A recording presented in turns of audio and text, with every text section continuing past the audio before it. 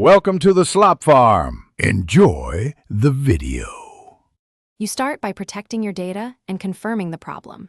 First, visually inspect the disk and clean it, because read errors often mimic corruption. Once done, copy all save files to a USB or cloud so you have a safe copy.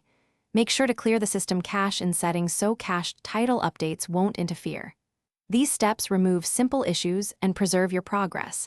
Now you're ready to target corrupted game files themselves. You'll now remove the bad files that block normal loading. Go to System Storage and locate the game and any matching title update. Delete those first because title updates can become corrupt independently. Make sure saved games remain on your USB or cloud, not the console's corrupted slot. After removal, power cycle the Xbox to clear volatile memory.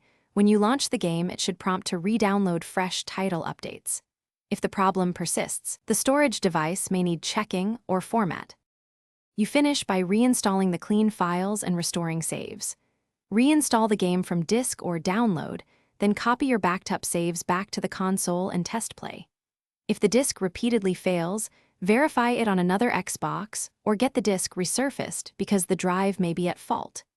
If game files still corrupt, format the storage device after backing up everything, or replace the hard drive as a last resort. Troubleshooting.